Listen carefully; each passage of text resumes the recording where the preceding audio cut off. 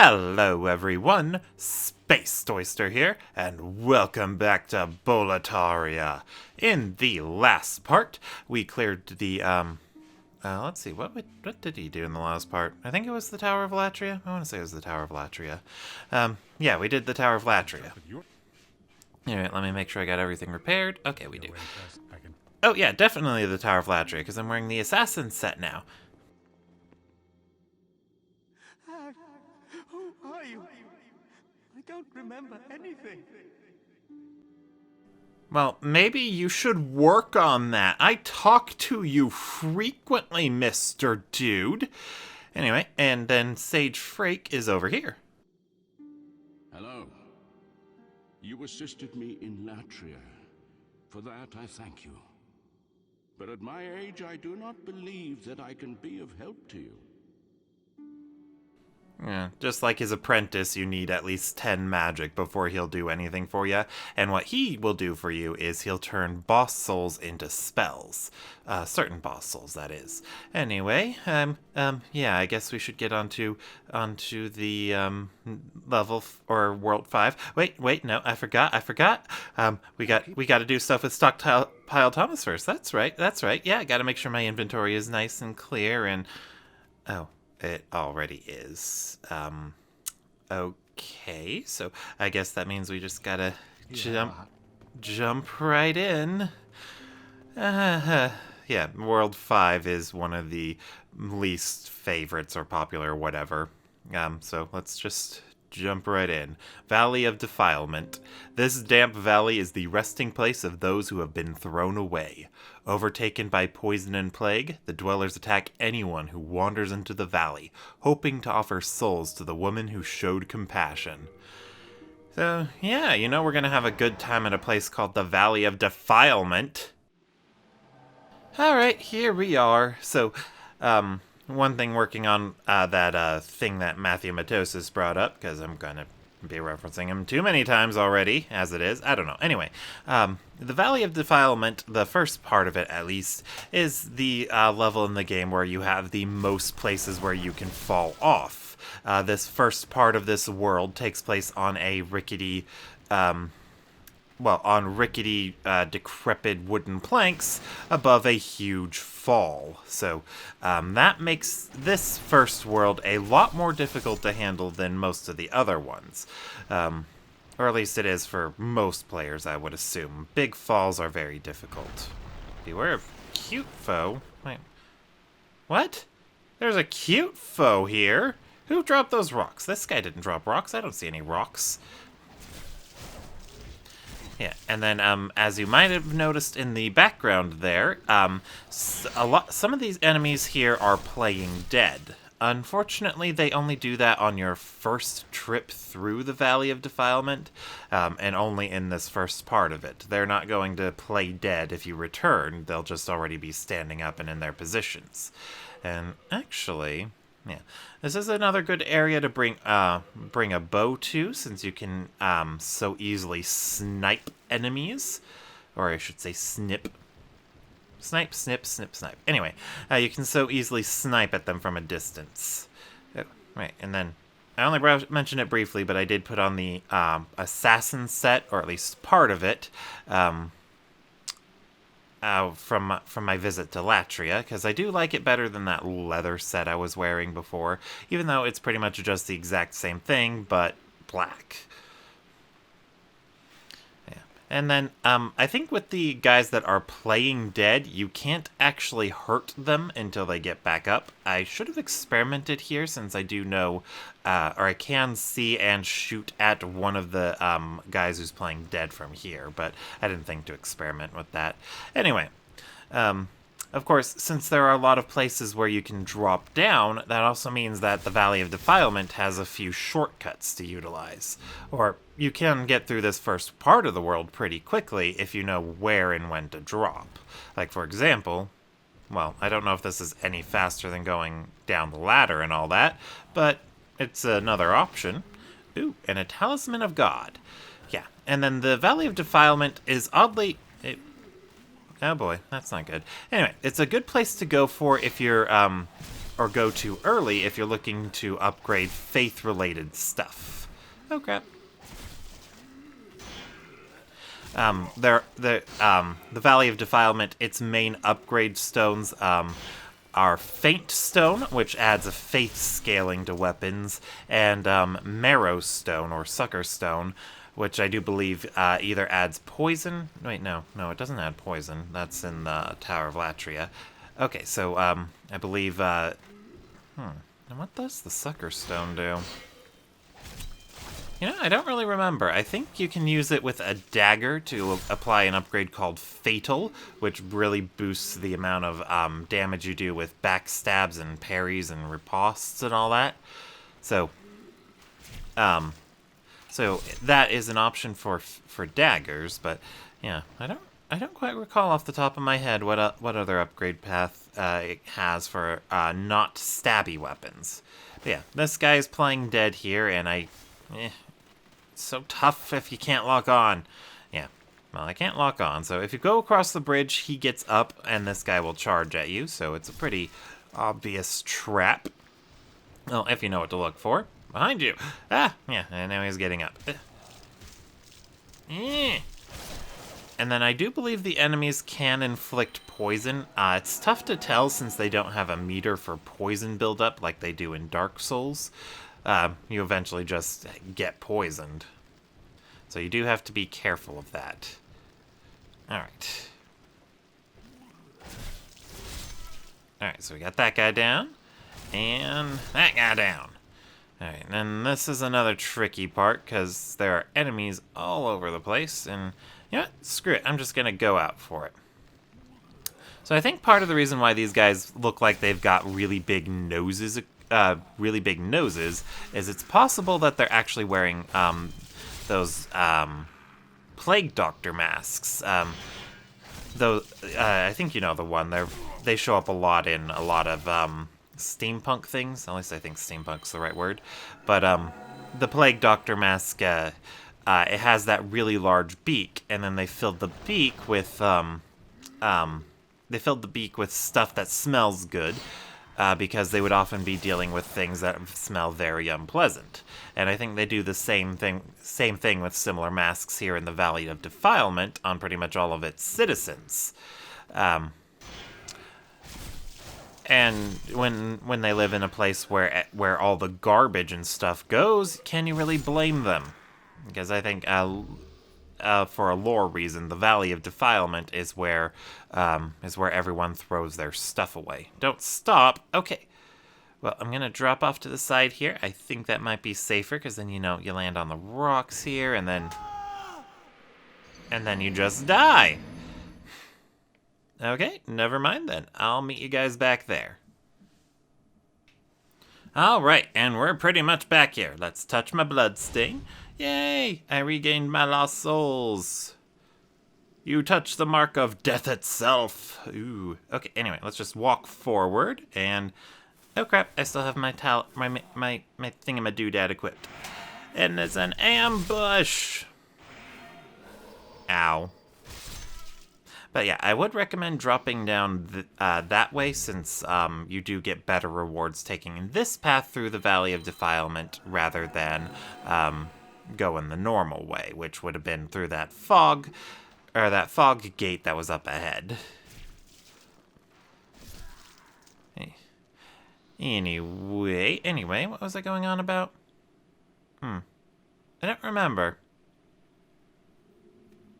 Well, I guess I could go on about how this place is the good place to go for faith builds, since they have a lot of the faith-oriented weapons here, or faith-oriented upgrade paths, and some unique faith weapons.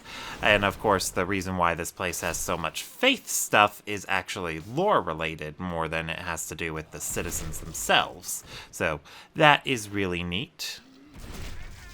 Are my backstabs not killing these guys? Holy crap, they are not. He survived. And he survived. No.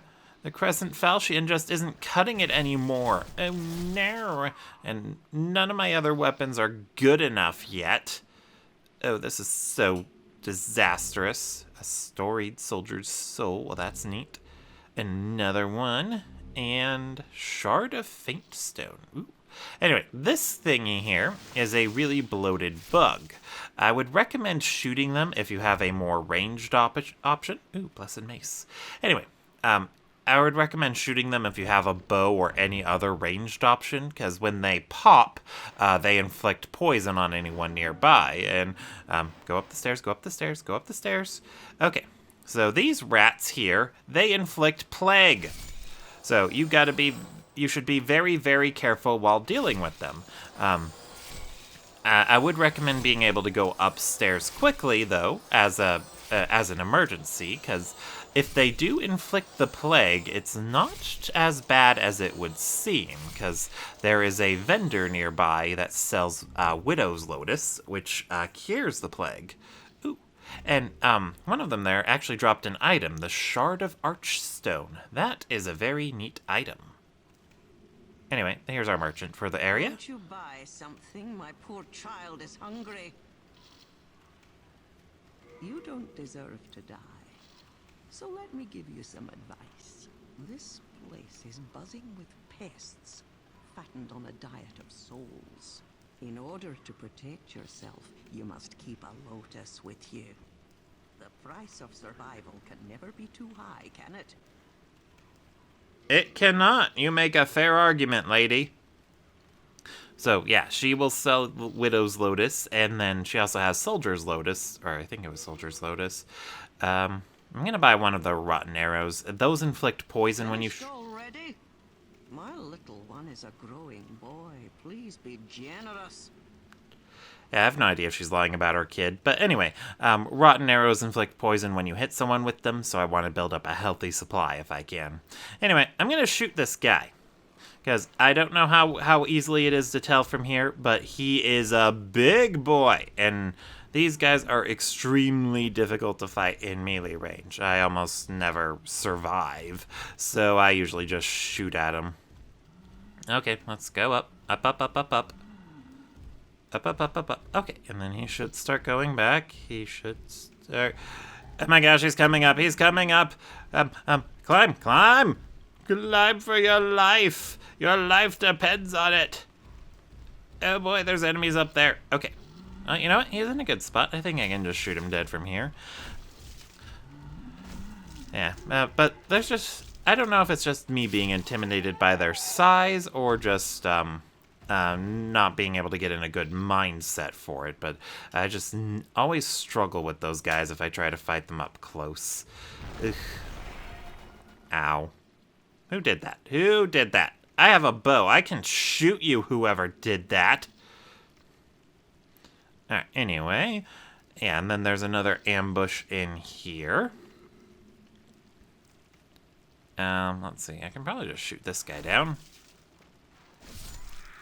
Woo! My bow two shots them. It is sticky, and I have been investing a bit more in dexterity lately, so it's pretty really good. Why is it locked onto that guy? Why is it locked on up there? I don't even know what's up there. Yeah, lock-on is not working so well in these cramped quarters. Oh, bugger. Bugs.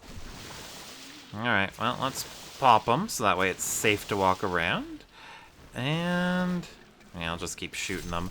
Hey, look, another note left by me! Yay! Let's see, what does it say? Projectile. Well, of course, I leave the best messages. And you see, there's a really big depraved one back there. If you wait over here and you haven't aggroed those two up front, he can't get past them, making it very easy to shoot him dead. Although, if you're going to use a lot of these, let's call them cowardly tactics to get through this level, you might want to keep in mind that it could potentially make the boss in this area a bit more difficult, because a bow is really good against the boss in this area as well, which we are actually really close to now. Huh? Yeah, very short level, oddly enough. Definitely one of the hardest, but also one of the shortest, so that's, well, yeah, that is just good to know. There is more to do here once you get to pure white world tendency, but I'll make sure to show that off later. But for now...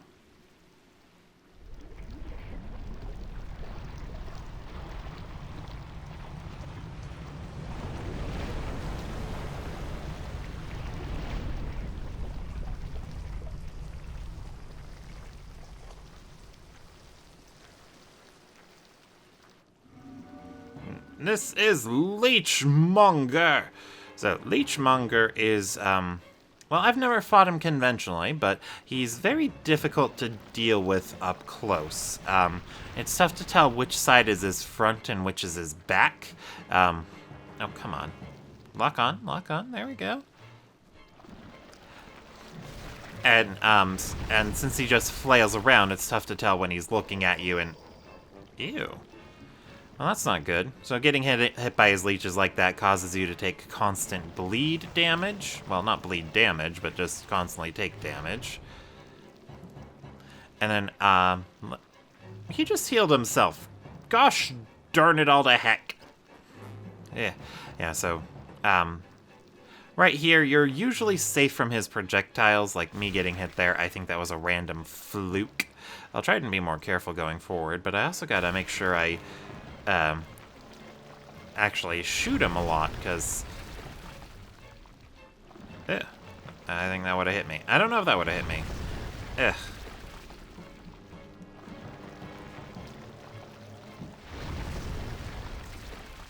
Oh.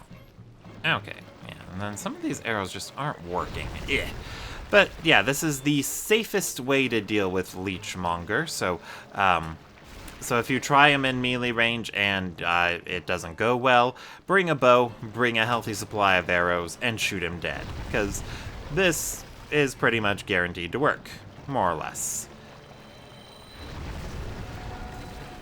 Although, getting hit by those thingies is not very good, but like I said, generally he can't hit you when you're up here, so I guess you just have to get the positioning right and you're good.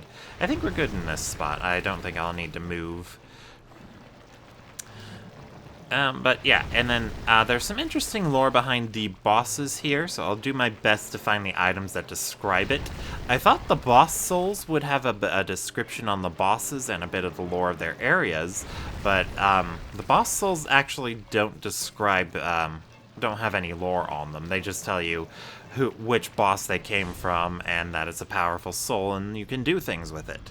So, you know, not exactly helpful.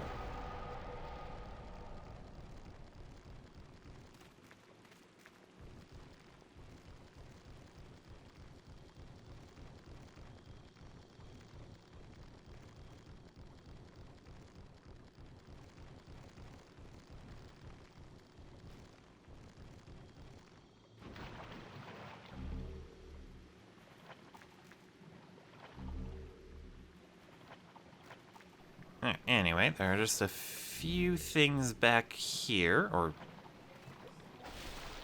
or down here in the muck that are worth picking up. So let's just grab those.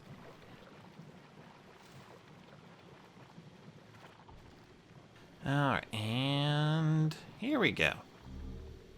Ooh, wiggling demons. So yeah, you can do very interesting things with that.